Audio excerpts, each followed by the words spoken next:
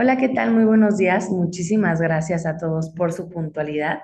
El día de hoy tenemos la maravillosa presencia del maestro Rodolfo Arnaiz, que es contador público y auditor certificado por la Universidad Autónoma de Tamaulipas, con una maestría en finanzas por el Instituto de Especialización para Ejecutivos, máster en gestión de riesgos por la Universidad de Madrid, España, máster en Corporate Compliance por European Business School en Madrid, España, consejero certificado por el Instituto Mexicano de Mejores Prácticas Corporativas. Además, es miembro del Comité de Riesgos en el Instituto de Creadores Públicos de Nuevo León, en la Asociación de Examinadores de Fraudes Certificados, en el Instituto Mexicano de Mejores Prácticas Corporativas y consejos de administración en diversas empresas regiomontanas. Muchísimas gracias por su presencia en el webinar de hoy, Integridad Laboral y Psicópatas Integrados. Estamos muy emocionados de dar inicio a este webinar. Gracias a todos por su puntualidad y damos inicio. Pues muchas gracias. Muy buenos días, tardes en algunos lugares por ahí que seguramente se están sumando por ahí algunos colegas de Sudamérica. Y bueno, pues por demás este tema apasionante en temas de auditoría forense que vamos, yo por profesión contador público y me fui metiendo en el mundo de la auditoría forense un tanto accidental, ya hace aproximadamente unos 15 o 16 años en el mundo forense, pero poco a poco fui descubriendo cosas muy interesantes. Entonces, al principio, por mi formación natural de contador público, pues realizaba auditorías de forma de auditoría financiera, auditorías fiscales, auditorías de cumplimiento de control interno. Sin embargo, insisto, por un tema un poco accidental en una empresa que colaboraba ya algunos ayeres, me dan un área de prevención de pérdidas y empecé a acercarme al mundo del fraude. Y pues bueno, pues empecé a documentarme, a estudiar un poquito, a leer y me fui especializando un poquito en esta materia. Y bueno, pues no se deja nunca de aprender y en forma relativamente reciente, podemos decir que quizá alrededor de unos 4 años, aproximadamente 4 años y medio, empecé a hacer un cruce con el perfil o los comportamientos de los defraudadores que están relacionados a delitos corporativos, ¿no? Quien hacen manipulaciones de información, desvío de recursos, extracción de activos fijos. Y bueno, pues me topé en ese momento con un mundo interesante de ver al fraude ya no como una parte de un informe financiero o un informe de robo, sino, oye, ¿por qué suceden? Y empezamos a hablar quién nos comete. Y bueno, pues se fue integrando toda estas verticales de especializaciones. Y bueno, pues hoy tengo el gusto de compartir un poquito de este tema, haciendo un cross precisamente con lo que la mayor parte del foro que hoy nos acompañan son áreas de recursos humanos principalmente, seguramente alguien de compliance, alguien de aseguramiento de riesgos, etcétera. Pero vamos a darle el enfoque de la integridad laboral desde el punto de vista del sujeto con sus valores y qué pasa con aquello raro que de repente estamos viendo aquí en un título del psicópata integrado, ¿no? Porque luego se nos viene a la mente decir psicópata, pues bueno, pues aquí va a haber algo feo. Pues no, obviamente va relacionado al mundo de la empresa. Y bueno, como parte del material que vamos a estar platicando el día de hoy, pues nos hacemos la primera pregunta, ¿ah? ¿Cómo el riesgo humano convierte en un daño patrimonial? Porque al final lo que vamos a darle un enfoque de decir, bueno, cómo los sujetos, las personas, el recurso humano son capaces o por qué son capaces de generar daños a la empresa. Y estamos hablando de daños patrimoniales o de lo que son los delitos corporativos. Y entonces, el objetivo de esta sesión, de este webinar, pues es que podamos dar un cross en relación al recurso humano. Precisamente aquí lo enuncio como parte de nuestro título, el recurso humano, la auditoría forense, que tiene que ver con descubrir cómo son los hechos que dieron pie para ocasionar un desvío, un recurso, un delito corporativo propiamente, y cómo se integra este asunto con la psicopatía funcional que estaríamos viendo como la parte del psicópata integrado. Eventualmente, si quieren ir haciendo algunas preguntas, igual en el chat pueden ir anotándolo. Haré algunas pausas en algún momento más adelante y de todos modos al final tendremos un espacio para preguntas, ¿no? Pues bueno, aquí nuestra apetitosa agenda. Vamos a hablar acerca del riesgo humano, del psicópata integrado, modus operandi delictivo interno, evidencias forenses, el rol crítico de recursos humanos en cómo apoyar y coadyuvar a evitar estas circunstancias. Voy a tocar brevemente el tema del lenguaje corporal como herramienta, ¿verdad? Cómo recursos humanos actúa como primer línea de defensa ante los riesgos de fraude en las organizaciones. Y finalmente, conclusiones y algunas herramientas que por ahí vamos a conversar. Muy bien.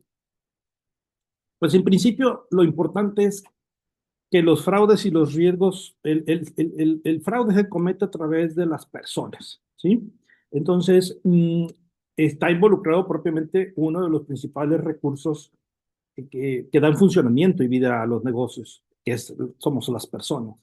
Es bien sabido a través de ACFE. ACFE es una organización a nivel mundial donde pertenecemos algunos contadores, algunas personas que nos dedicamos al tema de la auditoría forense y de emisión de peritajes contables, pues hace encuestas cada 2 años. Y a nivel mundial, las encuestas en promedio señalan que el 80% de los delitos corporativos son internos. O sea, como la vieja película ahí de Julia Roberts, ¿no? Que durmiendo con el enemigo. Bueno, el enemigo lo tenemos en casa y son los humanos quienes propiciamos estas condiciones o generamos propiamente un fraude y, y dañamos a las organizaciones. Hay una mezcla del por qué las personas cometen un fraude. Hay una asociación entre comportamientos, motivaciones, habilidades, oportunidades. Definitivamente hay impactos financieros para la empresa, hay daño reputacional, dependiendo la forma en que se comete el delito. Por ejemplo, hoy está sonando mucho en el tema de las noticias, fraudes relacionados a documentar ciertas operaciones en los estados financieros donde hace que el precio de la acción suba y eventualmente ante el terceros generan rupturas o reputaciones no deseadas. Y sin duda el clima organizacional, hemos estado conversando recientemente con colegas donde dice, bueno, es que el tema de las personas que tienden a manipular, que tienden a engañar, que tienden a generar fraudes, pues generan un clima laboral bastante denso. Y algo que nos explica muy, muy, muy fácil esta combinación de elementos es que sí o sí el sujeto, el individuo, el recurso humano va a tener un incentivo, algo que lo empuje. Hay una necesidad de cometer un fraude. Hay un set amplio para poder identificar cuáles son las principales amenazas que incentivan una persona mal pagada, una persona con un problema de salud en casa y otros más. Pero lo importante aquí es que hay que ver que hay un detonante, ¿verdad? Que es un incentivo. Luego hay una racionalización. Entonces el sujeto empieza a pensar que tiene la forma de hacerlo porque se lo merece. Entonces empieza a convencerse y eventualmente tiene la parte de la capacidad. Oye, conoce cómo bajar la información, conoce el proceso y cómo lo burla. Y finalmente la oportunidad. El viejo refrán de la abuela se hace patente. La oportunidad hace ladrón, ¿sí? Entonces, cuando se incorporan estos elementos, uno en mayor proporción que otro, pero siempre están presentes, se genera un fraude. ¿Y quién lo genera? Pues el factor humano. Entonces, estamos hablando que si el 80% de los fraudes son cometidos en forma interna y quienes lo cometen pues somos las personas, pues precisamente nosotros como responsables en las áreas de recursos humanos, en las áreas de compliance, en las áreas de auditoría interna, en las áreas de gestión de riesgos, pues tenemos que hacer un equipo importante para evitar estos daños. Ahora, vamos a hablar un poquito del psicópata integrado y decir, bueno, lo que hemos venido observando en la práctica personal en los últimos 15 años de que me he dedicado en la parte forense, pues resulta que observé comportamientos, ¿verdad?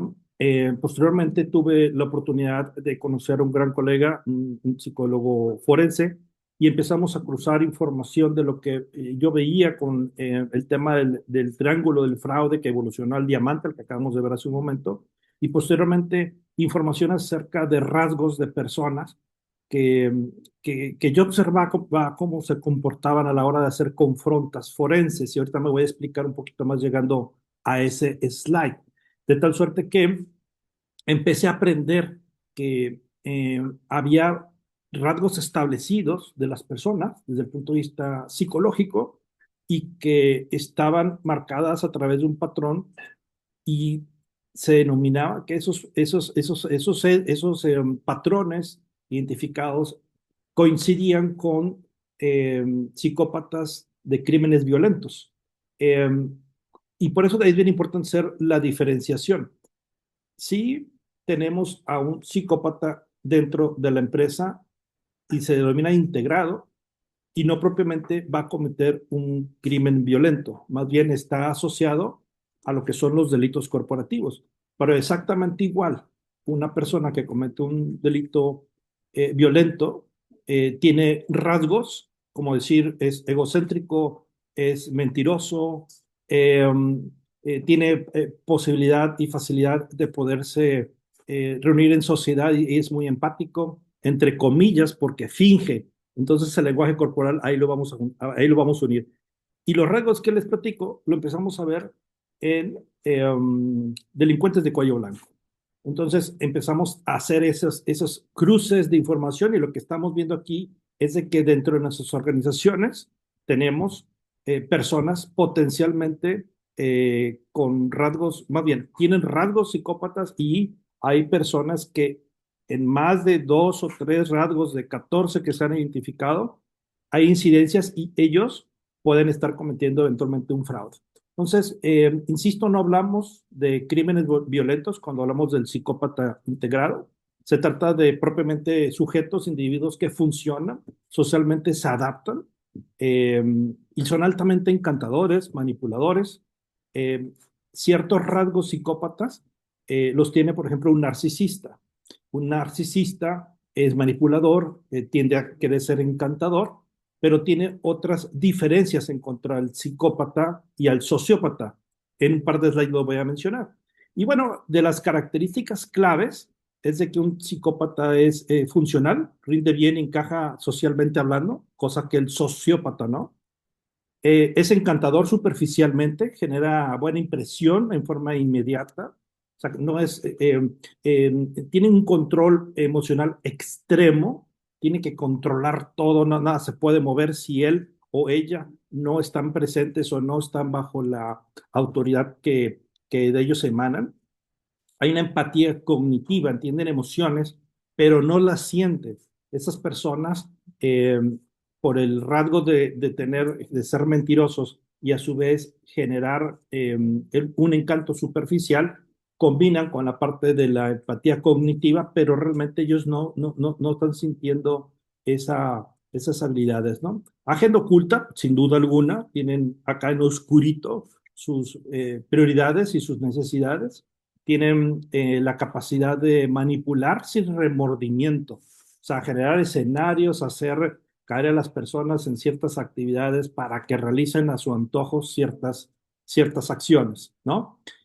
Características del psicópata integrado desde el punto de vista del rasgo organizacional, pues son carismáticos, ya lo mencionaba dentro del menú anterior, manipulan emocionalmente, hacen lectura rápida de las habilidades humanas, son unas personas que tienen una habilidad para ubicar a las personas y para determinar qué tipo de sujetos van a ser los más manipulables. Se adaptan al estilo del jefe. Hay una especie de camuflaje que se da y decir, bueno, me voy adaptando a mi jefe porque quiero pasar desapercibido cuando llego a realizar cierta fechoría. Construyen redes de influencia, son habilidosísimos. Esas personas empiezan a tejer cross-funcionalmente si me conviene estar bien con el de finanzas, con el de almacén y con el de compras, porque pues eventualmente yo soy no sé, el de recibo, de logística, y puedo fraguar perfectamente bien un fraude a través de mis redes de influencia. No necesariamente son niveles superiores en la organización. sin duda, los más conocidos delitos corporativos son de altos niveles jerárquicos, pero en la práctica encontramos en todos los niveles, desde áreas de colaboradores de línea, jefaturas, gerentes. Evidentemente, la pirámide crece en cuanto a monto defraudado, cuanto más alto es el nivel jerárquico. Pero hablando de psicópatas, tuvimos un caso en Guadalajara el año pasado, que era una red de colaboradores que entregaban un producto, fabricaban ahí chocolate y entregaban a los supermercados de conveniencia y demás. Y era una red de 12 personas internas que eran operadores logísticos y un gerente de logística. El asunto ahí fue que el gerente le pedía cuota a las personas, a sus colaboradores, para efectos de él hacerse llegar de un recurso, porque tenían sus presiones y sus necesidades. Y los operadores, bueno, se las ingeniaron de cómo hacerlo. El tema aquí, y si hay tiempo les platico cómo quedó el final, pero el tema aquí particular es de que todos señalaron al jefe. La estrategia de confronta era señalarlos. Y al momento de ya sacar a los operadores, a los choferes y encarar y hacer la entrevista kinésica o de lenguaje corporal con el gerente de logística, pues cuando empezamos a decirle lo que habíamos encontrado y lo que sus compañeros habían señalado, normalmente y estadísticamente te puedo decir que 9 de cada 10 personas que nos ha tocado confrontar niegan sus hechos. Y esta persona no. Fue frío, fue calculador, dijo, sí, estoy consciente, sí, sí lo hizo. ¿Dónde firmo? O sea, una personalidad absolutamente extraña y precisamente contacté en aquel momento a nuestro colega psicólogo forense, le digo, oye, me pasó esto, cómo lo ves? Y empezamos a detectar y ratificar precisamente características psicópatas integrado en la organización y ahí estaba, o sea, es un hecho que nos pasa, no todos los días, pero sí atendemos alrededor de 5 o 6 casos por mes y empezamos a identificar esos patrones. Así que es muy interesante. Y lo más revelador es que ya vivía con nosotros, ya dormía el enemigo con nosotros, estaba dentro. ¿Y cómo llegó esa persona a la organización? Pues por algún lado. Es por eso que estamos aquí reunidos para sensibilizarnos un poco más del tema. A lo mejor algunos conocen un poquito más y me encantaría también escuchar si hay algunas aportaciones. Si hubiese alguna pregunta ahí en el chat, que no estoy alcanzando a ver yo el chat y alguien del equipo me puede ayudar, por favor, adelante, me pueden interrumpir.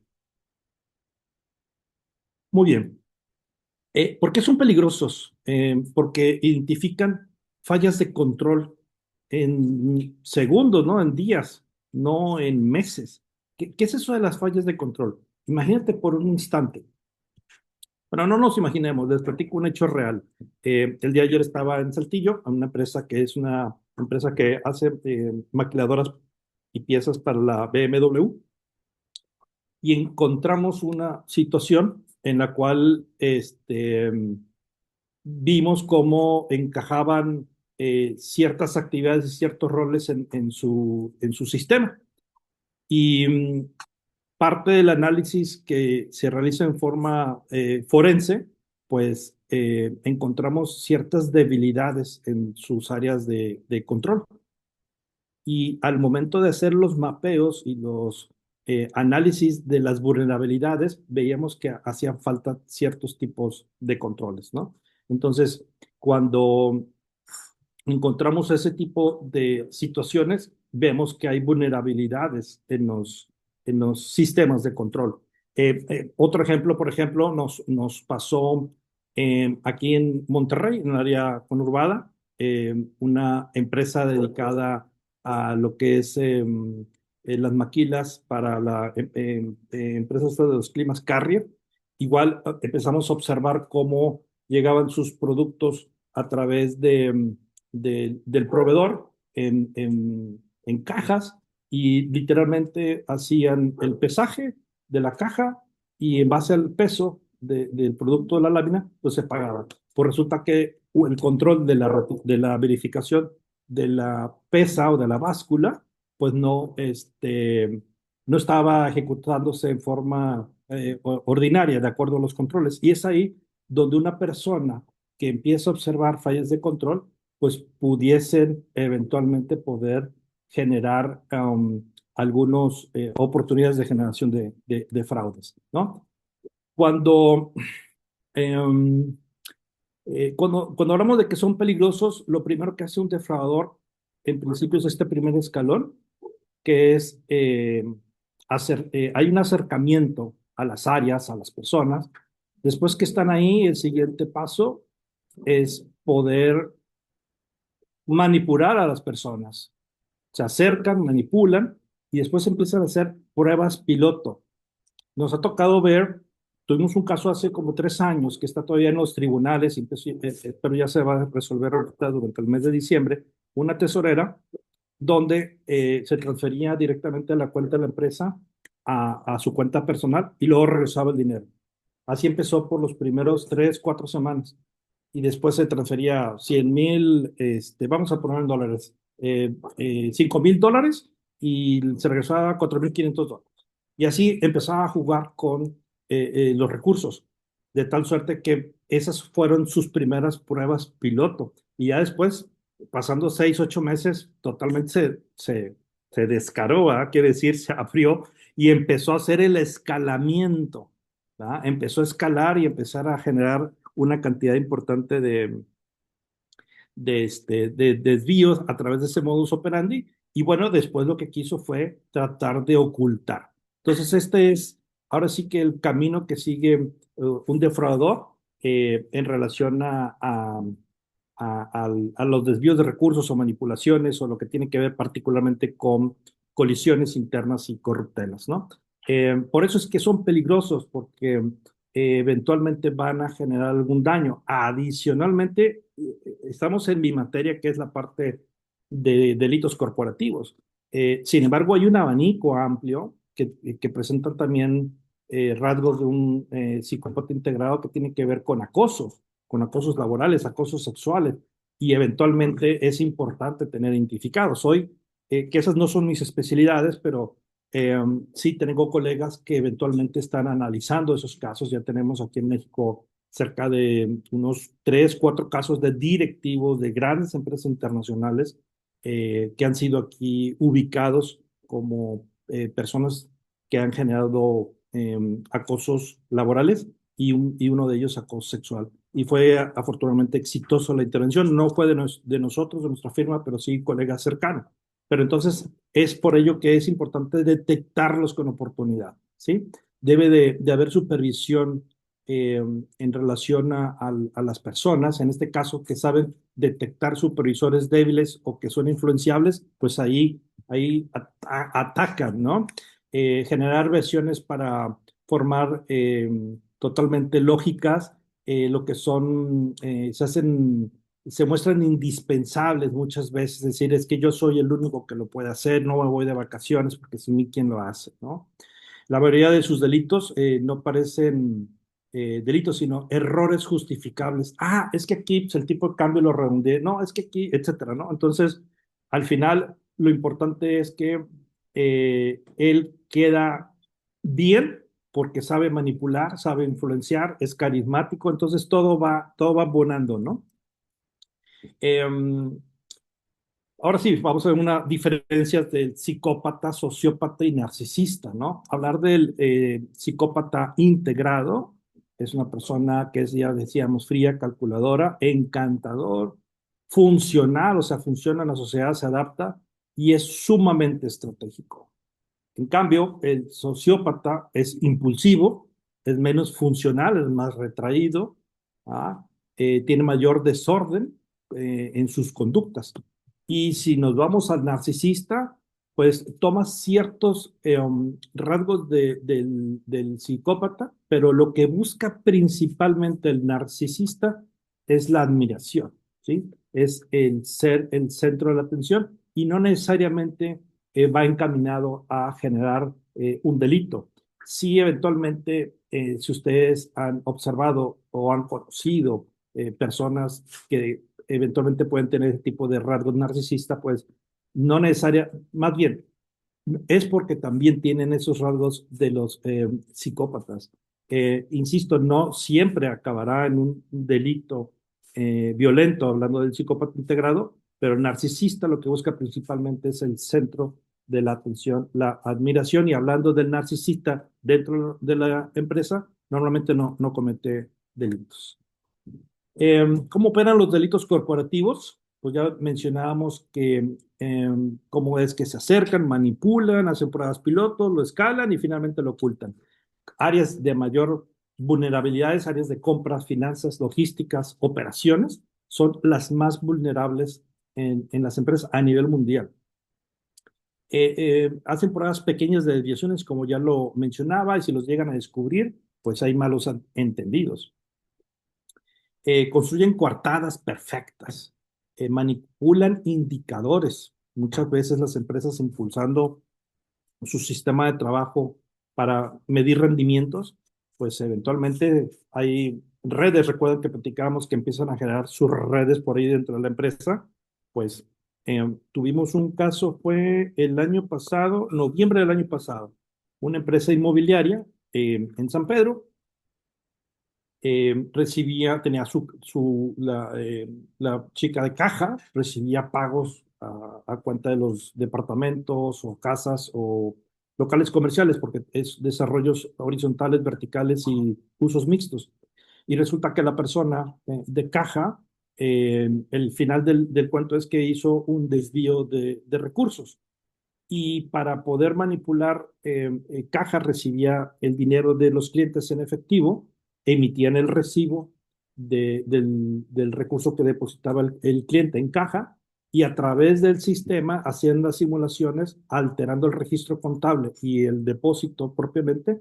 Y es decir, digamos que el cliente vino y depositó $10,000 en caja, registraban los 10,000, emitían el recibo, el cliente se iba con su recibo y con ayuda de la gente de sistemas, nuevamente hicieron su red de colusión, pues alteraban el registro para solamente simular haber recibido $5,000 de los 10,000 y ellos pues se quedaban en su bolsa con $5,000 y así N transacciones durante un año y medio hasta que fue descubierto por un accidente. Pero el tema aquí nuevamente es cómo hacen sus redes de ayuda y de apoyo las personas con este tipo de características que son defraudadores, ¿no?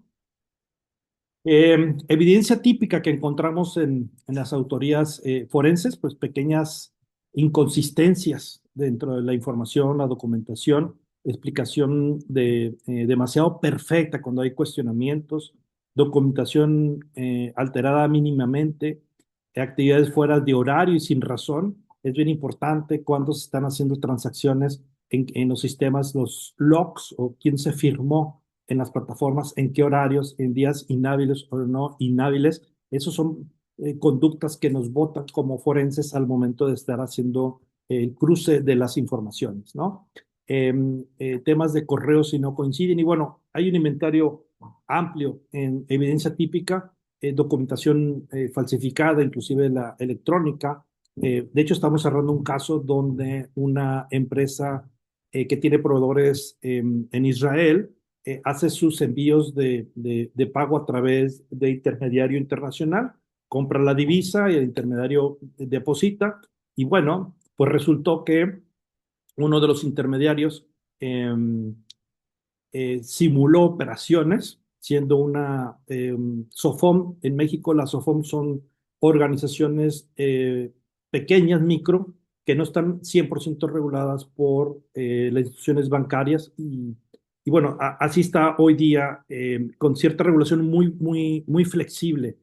Y entre otras de las obligaciones que tienen, más bien de las facultades que tienen ese tipo de instituciones micro financieras, es que no pueden operar al extranjero. Y aquí empezaron a hacer simulaciones creando documentos y PDFs como si estuvieran haciendo la transferencia a Israel. Y eso lo hizo la persona de la empresa, no la microfinanciera, sino dentro de la empresa crearon PDFs, se mandaron correos electrónicos, hicieron todo tipo de simulaciones, ¿no?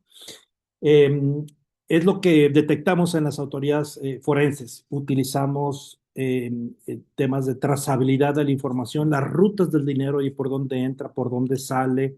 Hacemos chequeos o checks, cross-checks de operativos y financieros para ver el proceso de diferentes aristas.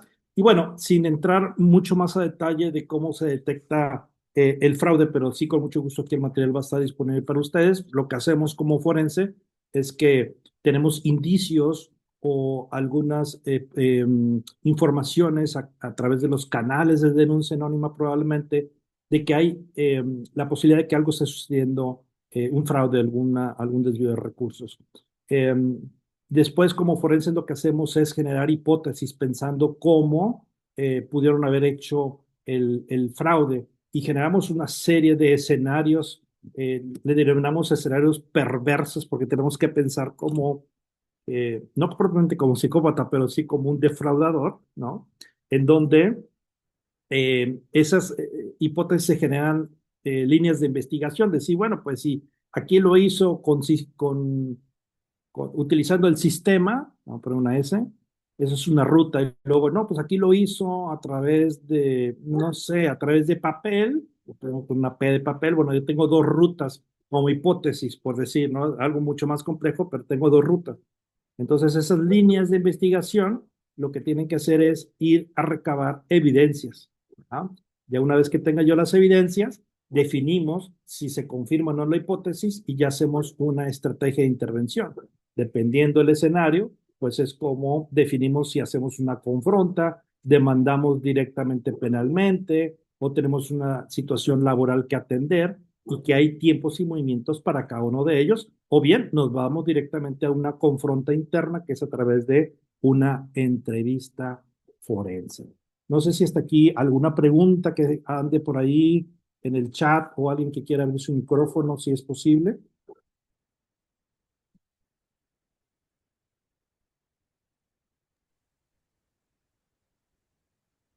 Nada, ok. Maestro, no hay ninguna pregunta. Ok, entonces quiere decir que todos quieren regalo para Navidad, ¿verdad? Porque ahora me dicen que con la barba blanca me dicen Santa Claus. Y luego, para acabarla, ¿verdad?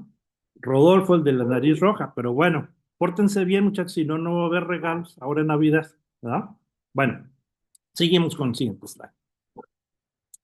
Lenguaje corporal. Ya empezamos a entrar entonces al mundo de herramientas, ¿verdad? Ya vimos que es un hecho que hay delitos corporativos, que el 80% lo cometen en forma interna en las empresas. El enemigo está en casa. Ya vimos también las características o más bien las diferencias entre el psicópata integrado, el sociópata y el narcisista. Maestro, ¿Sí? maestro Rodolfo, perdón por la interrupción. Creo que alguien había levantado la mano, Eduardo Olmos. Sí, adelante, por A favor. ver, sí, gracias.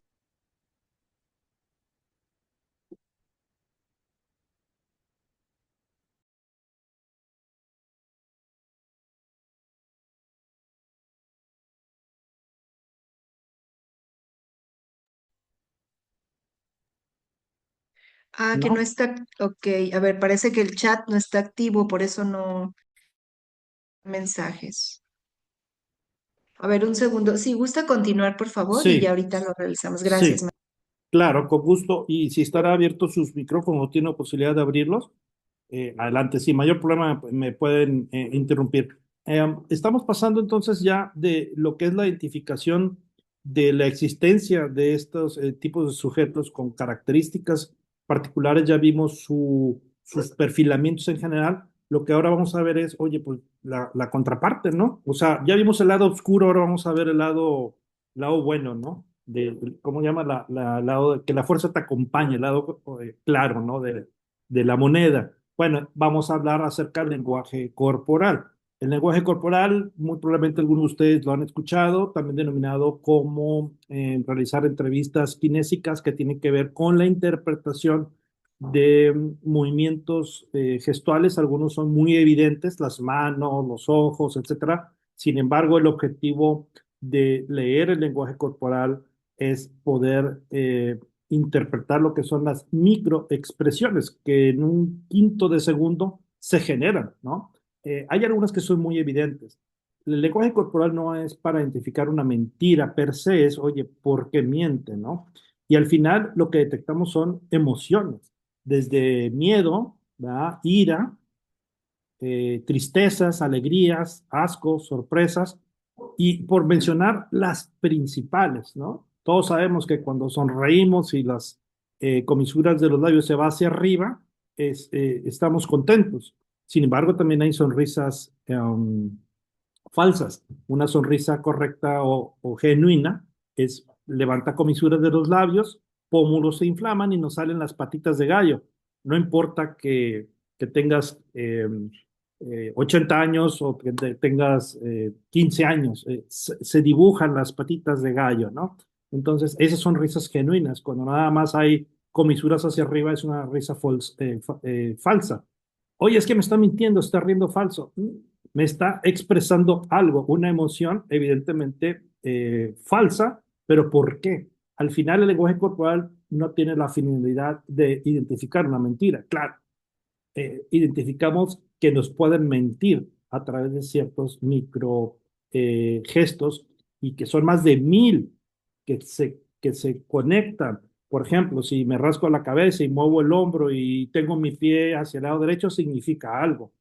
Y al final lo importante es que puedan ustedes, si conocen un poquito del lenguaje corporal o ya están muy adentrados al tema, tómenlo como herramienta porque ustedes como áreas de recursos humanos, pues no solamente en sus roles de captación de recursos están vigentes, o sea, en reclutamiento y selección de personal, pues también cuando está dentro, ya incorporado las personas, pues tienen que aceitar la maquinaria y pues son parte esencial ustedes de los genios que nos ayudan a administrar al recurso humano para que funcione de la mejor forma, ¿no? Ahora sí que son los ingenieros del mantenimiento del recurso más importante de las empresas, que son las personas. El lenguaje corporal no se analiza en forma aislada, tiene que ver con un patrón, ciertos movimientos, ¿no? No porque me rasqué la nariz, me está diciendo la mentira. Oye, pues a lo mejor es invierno, siente resequedad y pues tuvo la necesidad de tocarse la nariz, ¿no? La forma de leer el lenguaje corporal tiene que ver cuando emitimos una pregunta y el sujeto inmediatamente responde con un gesto. Es prácticamente inmediato. Al momento de que le digamos alguna pregunta, ¿tú estuviste esa noche en el almacén? No, no estuve, y sube un hombro, por citar un ejemplo. Ese microgesto es de ocultación, es de mentira. Pero ahí insisto, no tanto que me interese encontrar la mentira, es por qué me está mintiendo, o sea, quién está encubriendo, ¿sí? O qué está sucediendo, está presionado, etcétera. Entonces, este tipo de herramientas nos ayudan desde el reclutamiento para decir, bueno, pues no solamente le leo el currículum y le pregunto qué tan bueno es para, no sé, para trabajar en las áreas de cobranzas o en las áreas de manufactura, este, sino que hay que empezar a identificar esos lenguajes. Por ahí creo que hay algo en el chat. Preguntas y respuestas. No, Sí, sí.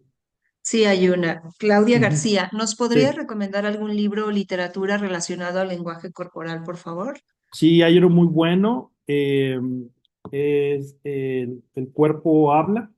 Es un exagente del FBI. Ahorita me acuerdo el nombre de él. Lo encuentran en Amazon. Es más, déjame de una vez. Aquí tengo mi teléfono. Ay, se me olvidó. Mira, se me fue el nombre. Un segundito. Eh, el cuerpo habla.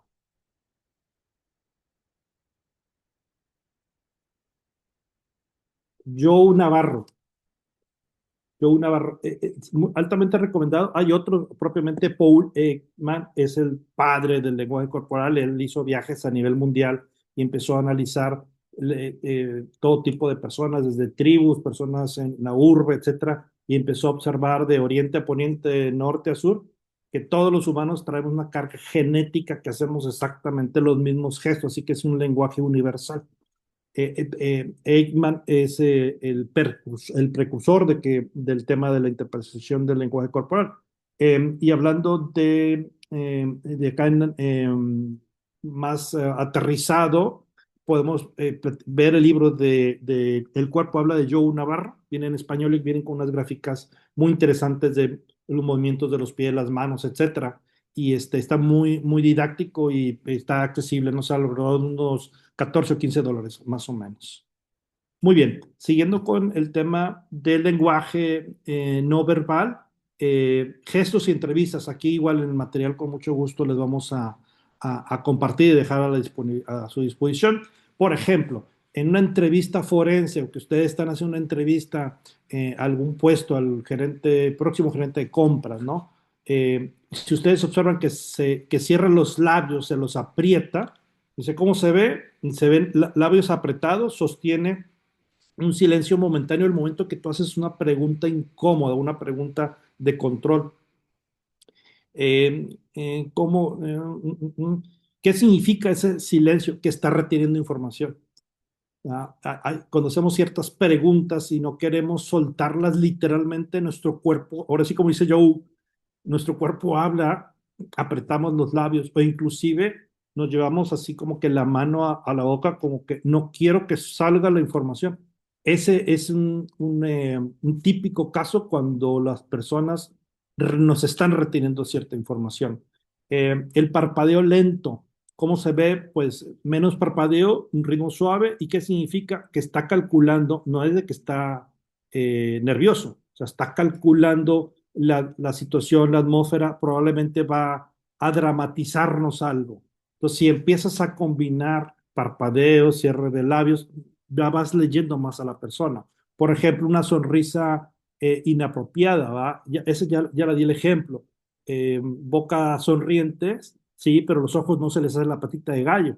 Pues ahí está desconectada la emoción. Está fingiendo. ¿Y por qué están fingiendo? Porque no está a gusto, porque le caigo mal, porque hizo un mal comentario, porque sabe que alguien cometió una infracción y yo estoy mencionando en la mesa de juntas a tal sujeto y ese sujeto tiene una relación de amistad o lo que fuere con la persona que finge reírse y de que, ya fue descubierto, ay, sí, qué bueno.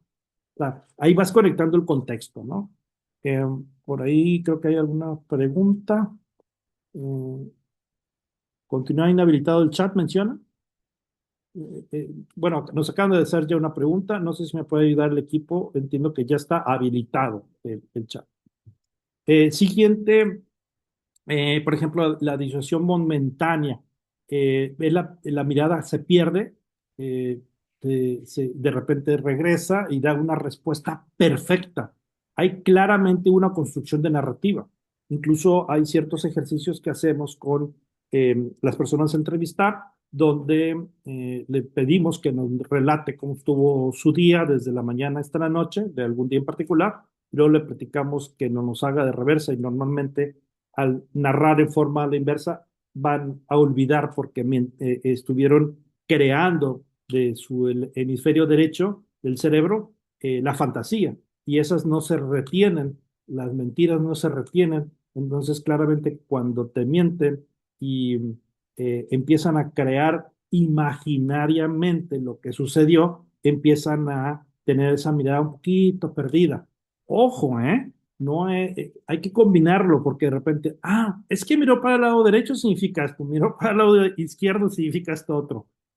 Cuidado, normalmente hay algunas personas que cuando tendemos a razonar, acudimos al disco duro del lado izquierdo y voltamos hacia el lado derecho. Quiere decir que estamos accesando a nuestro CPU de la memoria guardada y no propiamente que me desconecte visualmente que estoy diciendo una mentira o que lo que vaya a decir es falso, ¿no? Entonces, hay que hacer todas esas conexiones y en el libro de Joe está muy bien, entre otros, ¿verdad? Es una de cabecera que eventualmente nosotros o que tu servidor maneja, ¿verdad? ¿Qué no identifica el fraude? Oye, si está sudando, está sudando, ¿eh? Es un fraude. No. Oye, la mirada baja, manos inquietas, perdón, respiración acelerada. No, no, ninguna de esos elementos son indicativos de un fraude, son resultados biológicos de las circunstancias, ¿sí? Em, por ahí hay algo en el chat, no lo sé, pero bueno, ahorita voy directo al chat. Voy a pasar estos siguientes slides. Algo bien importante es ciertas herramientas que tienen que ver con la detección de la mentira y me voy a referir en 2 slides más al respecto. Em, Equipos de recursos humanos, directores, gerentes, jefes, analistas, todos son la primer línea de defensa para que no entren los psicópatas, para que no entren personas con potencial, con malos comportamientos. Pudiera tener muy mal comportamiento, esos rasgos sociópatas, pero si hay controles internos, propiamente recuerdan el diamante del fraude, ¿no? Que está por acá algo así, y decíamos, oye, pues por acá está la O de la oportunidad, por acá está la P de la presión o el incentivo, luego está la R de racionalizar y luego está la C de capacidad. Bueno, si atacamos la O de oportunidad a través de auditorías, a través de compliance y hacemos equipo con recursos humanos, la posibilidad de que haya un fraude se disminuye en forma bien importante, ¿sí? Entonces, de esa forma es como podemos trabajar en equipo, áreas de recursos humanos, áreas de recursos humanos, al momento de hacer los reclutamientos y selección de personal. Ahí tenemos que poner en práctica nuestras herramientas del análisis del lenguaje corporal, el poder hacer pruebas psicométricas, el poder utilizar otras herramientas que incluso yo les voy a comentar una de ellas que en forma permanente las vengo utilizando en mi práctica forense, que tiene que ver con un test especializado en temas de detección de rasgos psicópatas, ¿no? De psicópatas. ¿Por qué RH contrata psicópatas integrados? Porque yo sé que a lo mejor me van a aventar ahorita tomatazos, cebollas, plátanos, bananos, así. Espérame, pues yo soy de RH. Pues bueno, yo les puedo decir algo. Los defraudadores que encontramos con perfiles que cumplen con sociópatas no llegaron solos, ¿eh? Llegaron por RH. No los metió nadie. Entonces, la pregunta es, bueno, ¿y por qué? Porque lo estamos encontrando con que son personas encantadoras, que son persuasivos. Estamos hablando de los psicópatas, ¿sí? Son altamente manipuladores, narran congruencias aunque sean falsas y pues obviamente pues nos hacen caer muchas veces en recursos humanos, ¿no? Entonces, a lo mejor sí tenemos muchas habilidades para encontrar lenguaje corporal, pero fuimos manipulados y convencidos, entonces necesitamos echar mano de otro tipo de estrategias, ¿no? Eh, ¿Por qué fallan las organizaciones? Porque hay exceso de confianza, falta separación de puestos, hay conflictos de interés, hay controles en papel y que no son reales, ¿no? Llegando a conclusiones de nuestro webinar, pues lo que podemos decir es que el riesgo humano es el que mayor amenaza a la organización. Y estamos explorando una de las amenazas del fraude, que el 80% lo cometen en forma interna. Hay otro tipo de riesgos que por mi enfoque no tocaré en esta ocasión, porque mi enfoque es la forencia y la investigación, delitos corporativos, pero hay otros elementos que sabemos que son los acosos laborales, acosos sexuales y de otras naturalezas análogas. Los psicópatas integrados propiamente van en contra o facilitan la posibilidad del fraude a través de los vacíos de los controles, los procesos donde hay huecos, ahí entran. La detección no es intuición, más bien ellos eventualmente llegan a tener métodos más la evidencia. El área de recursos humanos o las direcciones de recursos humanos y propiamente esa área de soporte pueden ayudar a prevenir fraudes millonarios. Eh, es importantísimo que hagamos equipo. Malas contrataciones es un riesgo patrimonial, no es un riesgo de recursos humanos. Vamos a suponer que ciertas de las habilidades que mencionaba, del tema del lenguaje corporal y demás, normalmente tus áreas de auditoría interna tienden a tener esas habilidades implementadas. Pueden hacer equipo a ciertos niveles de la organización. Herramientas psicométricas, entrevista kinésica es lo que más recomendaría. Evidentemente pongo aquí el tema del polígrafo. El polígrafo, dicen, es que es la herramienta de la mentira. No estoy ni a favor ni en contra. Nada más sí mencionar hechos. un polígrafo lo que va a identificar son reacciones de nuestro cuerpo humano: sudoración, palpitaciones, presión arterial, de las que son las principales. Entonces te empiezan a hacer ciertas preguntas y el momento de la pregunta, el cuerpo reacciona, ¿verdad? Forma biológica, y se detecta a través de ciertos sensores que nos colocan, que aparte es súper invasivo. Entonces, un polígrafo te puede detectar eh, funciones biológicas naturales de reacciones del sistema nervioso, sí. Ah, y cuando resulta que sudas o que te aceleras el corazón, es que estás mintiendo. Pues no. Resulta ser que una ocasión me tocó hacer una entrevista kinésica, quiere decir el lenguaje corporal, y un equipo de software parecido a lo que es el polígrafo, pero medía el estrés de voz, y cuando había picos o vallas, decía, ah, es que está mintiendo. No, es que se estresó. Y la persona con la que estábamos confrontando, presumíamos que estaba involucrado en crimen organizado, y resulta que finalmente su lenguaje corporal no me mentía, pero el software se estresaba. Si le hubiera puesto el aparato del polígrafo, pues me hubiera salido mentira. O sea, como digo, oye, tú estás relacionado con crimen organizado. No, pues no. Y ¡pum! Y se lava el pico. ¿Por qué se pone nervioso? ¿Por qué le palpita el corazón? ¿Por qué le subió la presión? Total, desconectamos todo y al final el lenguaje corporal yo veía que no me mentía. Y la historia acaba donde él dice que uno de sus familiares, un primo hermano, había sido desvivido en forma reciente, hace semana y media, cuando la entrevista, porque pertenecía a un cartel de crimen organizado en el norte de México, ¿sí? Entonces, él no está metido en el tema, pero una persona muy cercana, y cuando inmediatamente escucha crimen organizado o drogas, pues todo se altera, pero no porque él esté. Entonces, herramientas psicométricas, entrevista kinésica es lo más recomendable.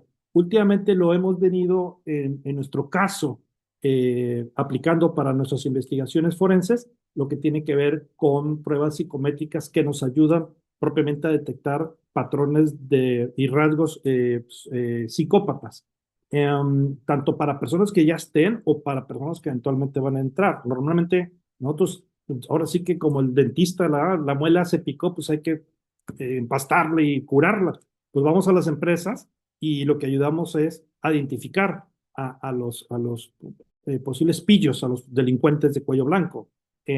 Sin embargo, cuando nos toca hacer el rol de poder identificar o prevenir, pues inmediatamente buscamos a nuestras áreas de recursos humanos, entre otras áreas y funciones, para evitar y contemplar el tema de evitar que entren psicópatas en nuestra empresa, que son potenciales defraudadores. Acuérdense que si no tiene la oportunidad y no está presionado por muy rasgos psicópata, pues no es que quiere decir que va a cometer un fraude. Es más, todos nosotros, los aquí presentes, tenemos ciertos rasgos psicópatas, y eso no nos hace malhechores ni defraudadores. Pero es más, estadísticamente hablando, cada 10 minutos podemos decir una mentira y somos humanos normales. Pero bueno, ese ya es, como diría el refrán, ese ya es otra historia, ¿verdad? Hay 11 preguntas. Me quedo, bueno, este es un poquito de las herramientas que utilizamos para identificar áreas duras y áreas blandas en los diferentes patrones. Son 14 variables que se identifica a través de las herramientas de perfilamiento psicópata. Es muy fácil, se hace a través de la web, y bueno, es algo que he venido implementando en los últimos años en mi práctica forense, para poder identificar mucho más fácil a las personas. No es prueba judicializable, al menos no en México. No puedo yo incorporarlo al Ministerio Público, pero sí nos ayuda a dar más fácil con ciertas personas y actuar en consecuencia. Bueno, el material está disponible para ustedes con muchísimo gusto. Me gustaría irme a la sección de preguntas y respuestas que me voy Sí, a permitir leer. Adelante, por favor. sí, Adelante. claro. Tenemos una pregunta, Eduardo Olmos. ¿Existe posibilidad de que un sociópata pase de cometer delitos no violentos a violentos? Eh, Siempre está la posibilidad porque tiene las mismas características, pero como me dijo mi maestra, ahí tuve una maestra experta entrevistada en los años 80 y a los presos asesinos en serie. Me dice, el sujeto nace, hay factores preestablecidos o que con los que nace. Luego hay otros factores que son preparantes, ¿verdad? Que tienen que ver con el medio ambiente y luego tienen que ver con los disparadores. Entonces, por ejemplo, si yo vivo soy hijo de una familia de padres drogadictos, pero en serio, o sea, que están enfermos, consumiendo cocaínas, marihuanas, etcétera, y nazco yo producto de ello, la posibilidad de que venga con ciertos comportamientos lo voy a heredar. Más aparte, quizá el perfil de esas personas en donde viven, en la zona donde viven, está influenciado por pandillas o por personas de malos hábitos, entonces ya son factores que lo va preparando. Y finalmente puede haber un disparador, ¿verdad? Una presión, una situación, y es ahí donde, ¡pum!, comete un delito. No tengo propiamente la calidad técnica para poder responder exactamente la pregunta, pero de lo que he conocido y de lo que he aprendido en temas psicológicos, propiamente el psicópata integrado no va a cometer o no tiende a cometer un delito violento. De hecho, lo mencionaba en mi material.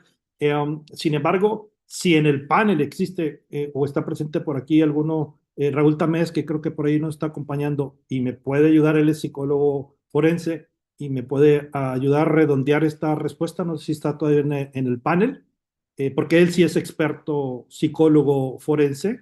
No sé si podemos abrir el Sí, micrófono a sí, Raúl. maestro, sí está el maestro Raúl, pero creo que no tiene opción de micro. Ah, pues igual nos puede escribir por el chat, aunque ya por ahí veo que escribió algo. Sí. Dice, ¿qué puede hacer recursos humanos para convencer a las áreas de finanzas, contabilidad forense que sería bueno que aprendan sobre el perfil psicópata integrado y las entrevistas? Pues bueno, al final es un tema también de difusión, mi querido Raúl, ¿verdad? A mí me evangelizaron, que se me fue la palabra, me evangelizaron, sí, en el tema de la psicopatía. Incluso tengo colegas, auditores forenses que me dicen, no, hombre, esos son patrañas, mi triángulo del fraude de toda la vida. Mira, lo que puede hacer es lo mejor de los dos mundos, ¿verdad? Tienes diferentes verticales, el estudio del individuo, tienes el estudio financiero, tienes el análisis del punto de vista de comportamiento humano, haz todo el cruce de la riqueza cultural y van a salir cosas interesantísimas. Por aquí dice, María Magaña, si gusta ujú, le apoyo. María gracias. Magaña nos dice, si soy de RH, pero detecto que en otra área puede haber una posible fuga de finanzas, ¿cómo puedo hacer para evidenciarlo? Ok, vamos a ver tus estructuras de gobierno corporativo en tu empresa, cómo están. Me voy de la mejor práctica y ya eventualmente si nos puedes escribir cómo está tu empresa, pero lo ideal es de que haya un comité, para empezar, una línea de denuncia anónima. Y esa línea de denuncia anónima, lo ideal es que esté tercerizada, no esté dentro de la empresa. Normalmente las líneas de denuncia anónima tienden a administrarse por áreas de recursos humanos propiamente, de auditoría interna y en algunos casos hasta por la Contraloría en finanzas. Pero ¿qué sucede si ellos cometen un fraude o están cometiéndolo? Bueno, si tuviéramos esa herramienta, María, lo que haríamos es la denuncia en la línea de denuncia anónima, esta se va en forma externa y en forma externa ese grupo de trabajo que no son colaboradores de la empresa, lo que hacen es, dependiendo el tipo de fraude o de denuncia, no todo es fraude, puede haber otros escenarios, existen comités de ética y esos comités de ética normalmente radican dentro del comité de auditoría y el comité de auditoría reporta al consejo de administración. Ese es así como que el escenario de mejores prácticas de gobierno corporativo. Ahora, nos vamos a la más sencilla y la más práctica. Vamos a suponer que es una empresa, que el dueño trabaja ahí, es cabeza, y tú te encuentras que alguien del área de finanzas, el tesorero, está haciendo un desvío, pues no hay comités, no hay línea de denuncia, pues ahí lo ideal es que vayas con el mayor nivel jerárquico, si es posible, con el dueño. Y de ahí, en la intermediación, depende de lo que tengas. em, a la mano en cuanto a elementos de gobierno corporativo. Podemos ir con la siguiente, por favor. Sí, gracias. Voy a leer la que está hasta abajo. ¿Existe algún movimiento de lenguaje corporal generalizado que sea determinante para descartar un candidato en una entrevista laboral que nos pueda compartir? De Daisy Bravos. Daisy Sí, Bravo, perdón.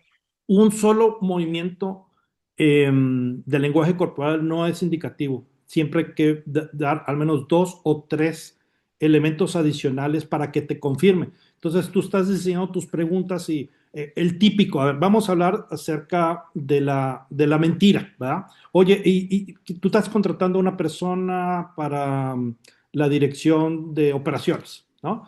Y oye, ¿tú tienes experiencia en las áreas de direcciones? ¿Has trabajado antes? Sí.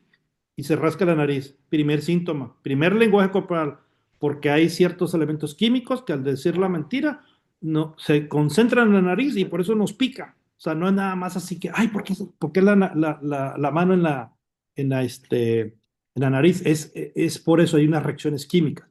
Ah, pero ya se rascó la nariz. Ah, me mintió, entonces quiere decir que no es director de operaciones. Espérate. Oye, y platícame, por ejemplo, cómo es la programación del tipo de máquina A, B, C y D, pensando que es operación. No, pues y empieza a darte un show y de repente te levanta uno de los hombros. Oye, ya van dos, esa señal es de que no está inventando y que no te está diciendo la verdad. Y finalmente le haces alguna otra pregunta de control y trata de taparse la boca y demás, es que no quiere dejar salir algo. Entonces ya tienes más de una señal donde en forma coordinada puedes observar que evidentemente lo que te está contestando en ese sentido tiende a haber algo que no te está diciendo la verdad. Entonces hay que descubrir por qué. A lo mejor no tiene el título, pero sabe muy bien de ello y por eso está tendiendo a mentir. Vamos, o quizá parte de lo que te platicó no es experto y sí lo requiere para que lo contrates y está inventando. O sea, tienes que dar cabida a otros elementos. ¿Alguna otra pregunta que podamos Sí, tener, por favor? sí, gracias. María Leticia Hernández. ¿Qué se sabe del IQ del psicópata integrado? Mm. No es mi competencia, pero lo que te puedo decir es que el fraude, a lo mejor por aquí, si está Raúl, me puede ayudar, porfa, desde el punto de vista de IQ. Lo que sí te puedo decir es que el fraude, y por analogía te puedo responder que tienen IQs altos, el fraude es un delito de inteligencia.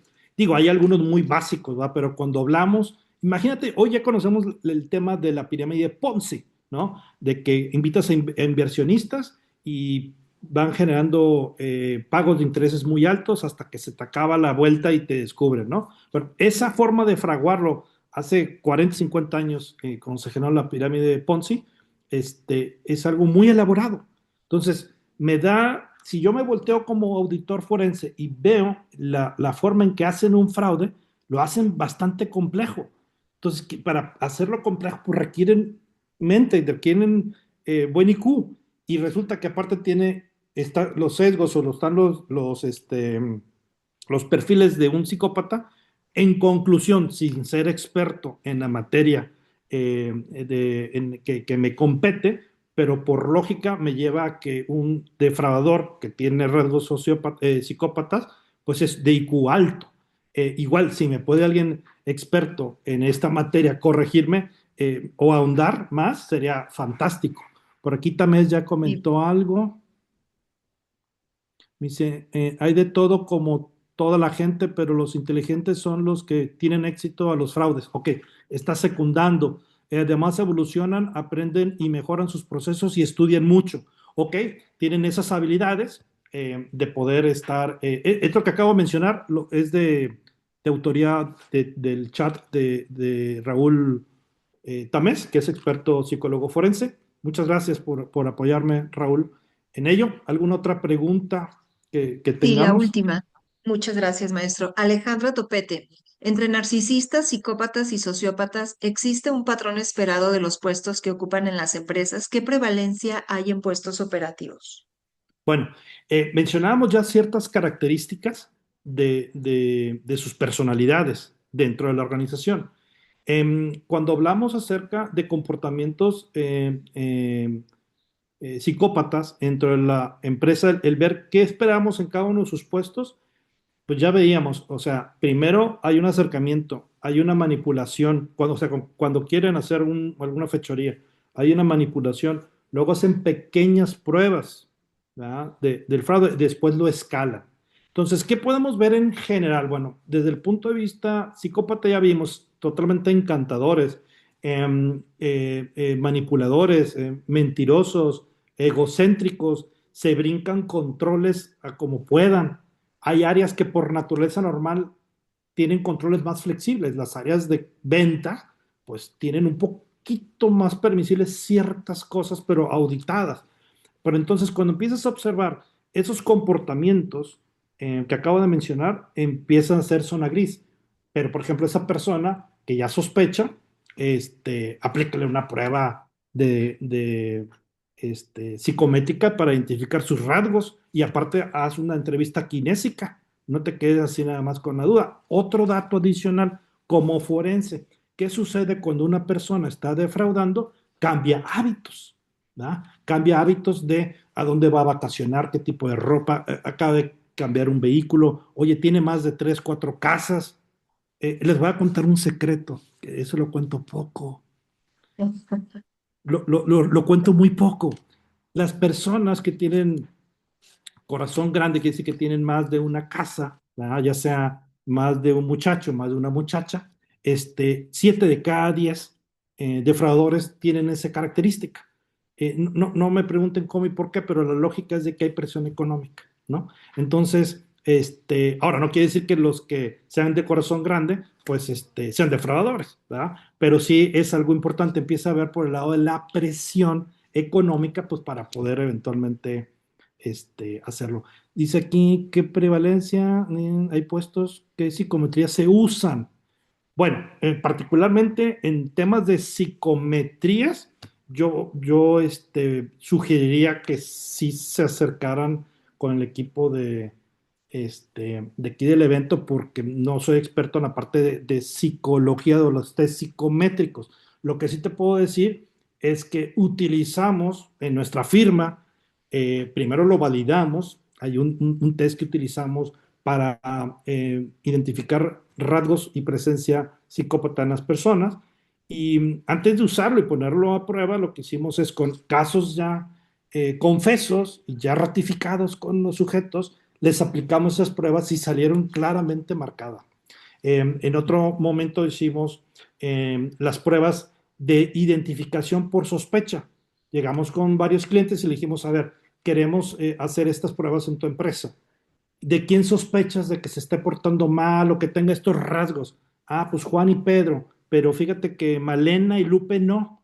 Bueno, vamos a aplicárselo a los 4 y salieron los temas confirmados. Entonces, fue poco a poco que yo fui tomando confianza con esas herramientas y es un test, se denomina de confianza, pero realmente al momento de contestar, pues están contestando preguntas que te van marcando al sujeto las tendencias de entre rojo, amarillo y verde, de cuál es el comportamiento de ese rasgo, ¿no? Evidentemente, cuando haya más acercamiento a lo verde, pues es mejor. Cuando esté rojo, salen más de 2 rojos, pues ya ahora sí que es un foco rojo en los sujetos, en las personas. Dice, el test o prueba psicométrica estandarizada en la población mexicana recomiendan, bueno, está lo que yo conozco, mira, yo lo he aplicado aquí en México, me he movido a Costa Rica y me he movido a Dominicana y están estandarizadas hasta allá. No sé si Raúl Tamés, y o alguien del equipo de PsicoWeb, el test es el TPS, ¿verdad? Y como bien se comenta, se complementa con la entrevista kinésica. Precisamente aquí está coincidiendo Raúl. Raúl también nos dice, TPS es complemento con el curso de entrevista kinésico forense que nosotros damos. Ah, sí, perfecto, exactamente. Entonces, podría ser igual lo que comenta Raúl, pues una continuación del tema del TPS más entrevista kinésica, porque es bien, bien importante que tengan esa herramienta. Kinésica es igual a la igual corporal. Dice, en mi empresa, oigan, yo tengo tiempo, ¿eh? Si el equipo aquí me permite, yo tengo hasta 20 minutos más para seguir platicando y conversando con toda mi Sí, disponibilidad sin mayor problema, ¿eh? sí, gracias, maestro. Le ayudo con la siguiente pregunta de Sí, Jacqueline Hernández. sí. Sí, mire, dice, muchas gracias. En las primeras entrevistas creo que se puede iniciar con la evaluación de que un prediagnóstico, porque normalmente son fanfarrones, engrandecen sus logros y normalmente hablan mal de la empresa anterior, pero lo Ujú. suavizan. Pero mi consulta es, ¿las referencias laborales nos pueden ayudar a identificar? Claro, claro. En principio, fíjate, tienes tu arsenal, ¿no? Dices, a ver, primero, tengo su currículum vitae o su bio, como le llamemos en cualquiera de los países que estemos, ¿no? Pues tiene su biografía profesional. Esa, en principio, dices, pues tú la confrontas a través de una entrevista, ratificando, ¿no? Por principio de cuentas. Dos, pues se ratifica con las empresas efectivamente a la cual estuvo trabajando. Ya tienes dos elementos. Y si en la primera ya aplicaste también el lenguaje corporal o entrevista kinésica, pues ya estás sabiendo qué tanto te está confirmando el currículum. Si a esa le aplicas la psicometría, que ustedes también son muy expertos y conocedores en cuanto a habilidades blandas, en cuanto a nivel de inteligencia, en cuanto a habilidades de otra naturaleza de liderazgo, etcétera, etcétera, pues bueno, ahí te va dando información. Y si aparte le aplicas el TPS, ¿verdad? Entonces ya tienes cuatro diferentes capas de análisis del sujeto, ¿verdad? Entonces, no solamente para comprobar las capacidades técnicas para el cual va a ocupar una vacante, sino también darle oportunidad a no meter a un problema a la organización que eventualmente vaya a repercutir en un daño patrimonial. Espero haya podido responder la pregunta y si no, vuelven a escribir y con mucho gusto yo por aquí sigo. ¿Algo más que nos quede por acá? ¿Existe algún lenguaje corporal generalizado? Eso ya la No, contestamos. ajá, las demás ya fueron leídas y las demás ya las estuvo contestando el maestro Raúl. Parece que hay Ok, un mensaje más, permítame. Ah, sí. Yancy Zavala, las referencias son importantes de validar. A mí me pasó un caso que el señor mencionó sus motivos de salida eran por renuncia voluntaria y al validar las referencias fue determinación laboral. Con el hecho de mentir ya es un perfil no elegible. claro. Ahora, hay que pensar porque mintió, ¿verdad? Oye, a lo mejor tiene una yo diría, es un justo equilibrio. Es como, me voy a poner un ejemplo, tengo un par de minutos todavía, ¿va? Es como, por ejemplo, eres del área de ventas y vendes celulares. Y seguramente en muchos países ya tenemos el prepago desde hace como 30, 40 años, ¿no? El prepago para aquellas personas que no tienen eh, capacidad financiera o perfil financiero para tener una línea de pospago. Entonces no le des la confianza, pero no dejas de hacer negocio con ellos. Déjame trasladarlo acá. Oye, es que ya me mintió una vez. Pues sí, pero imagínate que esa persona es el único que sabe soldar el cucurucho de la parte mecánica de tus máquinas y no encuentras a nadie más. Técnicamente él es el mejor. Oye, me mintió una vez, no lo contratas. Pues, sigue dependiendo de tus proveedores o sigue dependiendo de tiempos tardíos. Entonces, hay que mediar, en mi opinión y mi recomendación. Oye, sí, es mentiroso, sí, pero esa es la mano calificada más alta. ¿Qué haces? Lo incorporas con controles. Quiere decir, compensas el riesgo de la mentira, compensas el riesgo con mayor supervisión, con auditoría, con controles, porque la chamba la va a hacer muy bien. Platicaba hace unos días, es que denunciamos a los vendedores que están haciendo sus enjuagues me refiero a sus fechorías, sus desvíos de recursos, etcétera, y pues sucede que los defienden porque venden un montón y dicen, bueno, no importa que me roben un poco, están vendiendo mucho. Es ahí un poquito la racional del justo equilibrio, ¿verdad? Espero haya respondido la pregunta. Depende el momento histórico y el perfil de la persona. A lo mejor dices, es que es uno más que puedo conseguir su talento con otro reemplazo, pues venga, ¿verdad? Pero sí, habría que analizar la necesidad de la empresa en cuanto al perfil del sujeto que te mintió una vez. Pero de entrada, pues bueno, hay que ver por qué también te mintió. ¿Qué más hay por acá? Jacqueline Hernández nuevamente nos dice, Sí. gracias, bueno, gracias por la información. Una consulta, ¿los perfiles de ventas son los más propensos a mentir en los procesos? Todos tenemos posibilidades de mentir, todos. Es más, ya decíamos, cada 10 minutos generamos al menos una o dos mentiras, todos. ¿Verdad? De hecho, ya les dije la mentira de que ya no les voy a traer regalos en Navidad si no mandan sus cartas. ¿Verdad? Bueno, eso es un chascarrillo. Bueno, sí, es una tendencia natural del vendedor, así como de los compradores. ¿Ah? Esas áreas son perfiles, perdón, de personas que sí tienden a mentir porque tienen mucha presión de llegar a cuotas. Ahora, lo importante de cuotas de venta o niveles de ahorro por el lado de compra. Son de las áreas que son más mentirosillas, ¿no? Entonces, hay que ver el propósito del tema de la mentira. ¿Va? Si realmente vamos a contratar a un vendedor que me va a mentir hacia mis clientes. Imagínate el daño reputacional que tengamos con los clientes.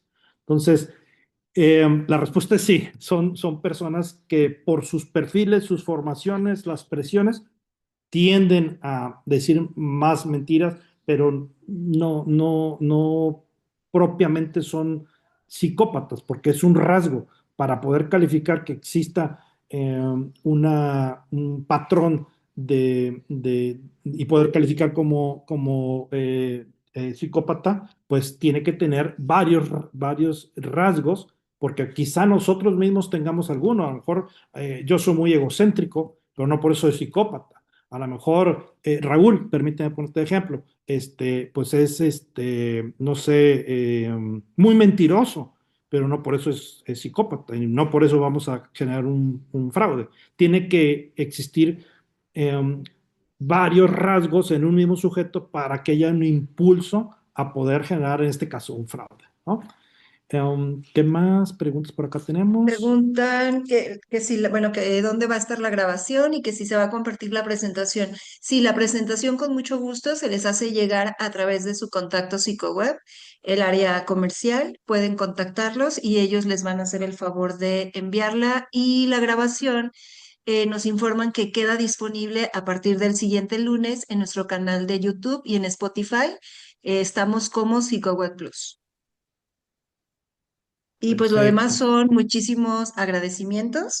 No, hombre, al También contrario. no, gracias, de la misma forma, a nombre de PsicoWeb, les agradecemos a todos los presentes y también a usted, maestro, tanto Raúl, que también nos estuvo apoyando, maestro Rodolfo, por esta ponencia y todos, aportarnos todos sus conocimientos.